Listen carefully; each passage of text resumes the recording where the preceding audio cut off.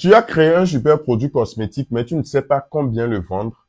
Le prix est peut-être trop cher et tu n'arrives pas à le vendre, ou encore le prix est trop bas et tu travailles à perte.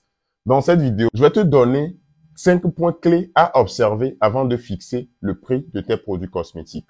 Bonjour et bienvenue à toi sur Cosmétique et Business. Sur cette chaîne, nous parlons de la cosmétique et du business. Nous proposons également des formations en fabrication de produits cosmétiques à toutes les personnes qui désirent se lancer dans le secteur de la cosmétique. Toutes nos formations se font en ligne, donc peu importe votre situation géographique, vous pouvez suivre ça sans aucun problème. Alors, sans plus tarder, rentrons dans le vif du sujet. Le premier point à observer, je vais juste prendre l'exemple de ce mélange de savon. C'est un mélange de savon métissé. C'est avec cela que je vais vous aider à fixer le prix de votre produit. Le premier point, c'est calculer le coût de revient, c'est-à-dire calculer le coût de revient. Par exemple, dans le cas de ce savon, nous allons calculer le coût de revient de ce savon.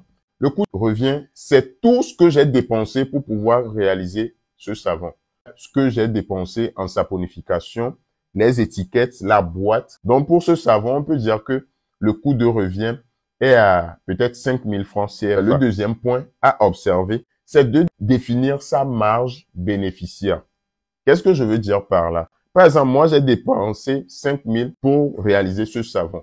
Maintenant, je dois calculer combien je veux gagner en réalité sur ce savon. Toi, tu peux dire que non, tu veux vendre ça à 15 000 francs CFA. Le troisième point, c'est d'analyser la concurrence. L'erreur que je vois plusieurs personnes commettre dans ce secteur-là, c'est juste fixer les prix. Parce que je vois mon concurrent vend peut-être ce savon-là à 2 000 francs. Mon concurrent vend ce savon-là à 1 500 francs. Mon concurrent vend ce savon-là à 800 francs.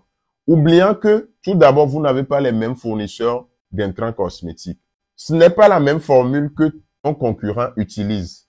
Nous, par exemple, pour nos mélanges de savon, nous utilisons des produits de très très bonne qualité. Dans ce savon, on a peut-être utilisé l'acide kojique diplamitate. C'est un exemple. Le kilo nous revient à 40 000 francs CFA.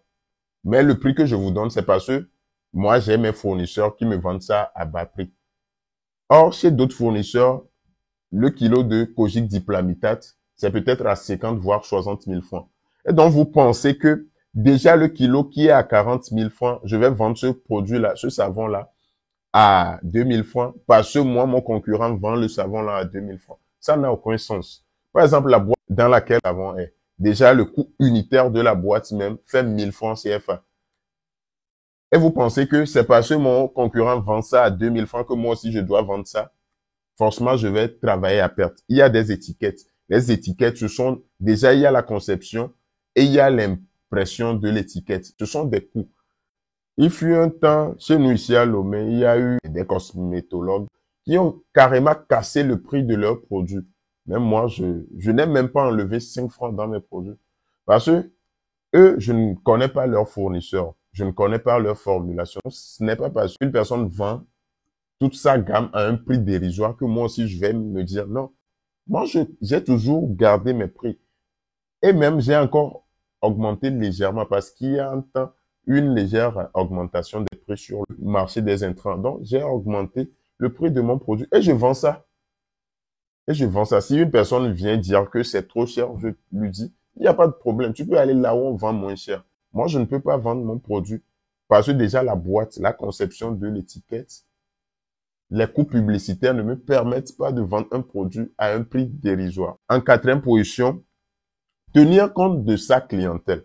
Il y a une clientèle pour chaque produit. Par exemple, les savons, le plus bas prix, c'est 6 000 francs CFA. Et c'est le mélange de savon pour teint marron.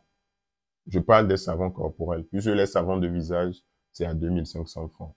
Le plus bas prix, c'est 10 000 francs.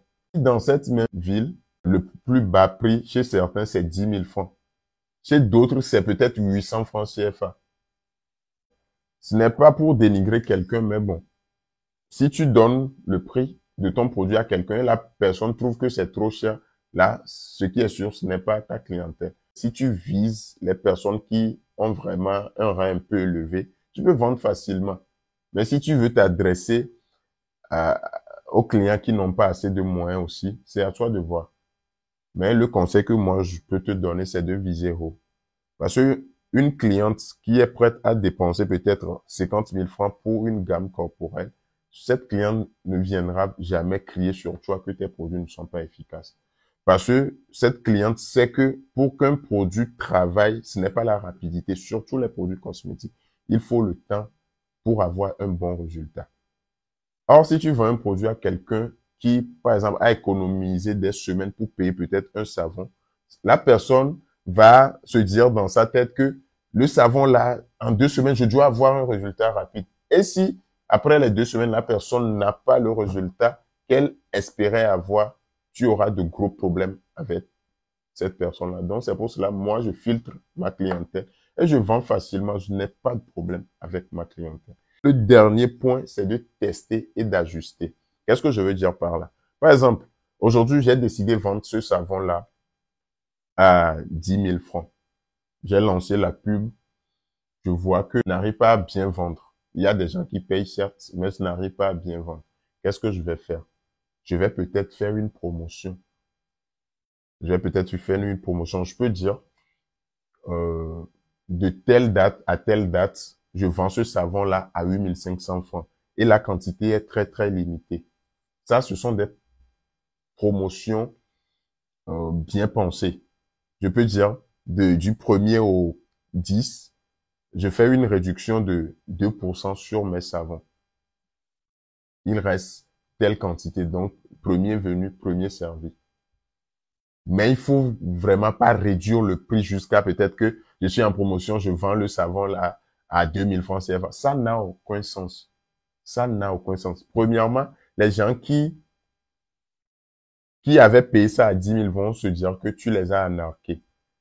Des yeux, les gens vont voir que les produits que tu vends, ça n'a aucune qualité. Vous voyez, donc, si vous voulez même réduire le prix de vos produits, essayez de ne pas dépasser un certain pourcentage.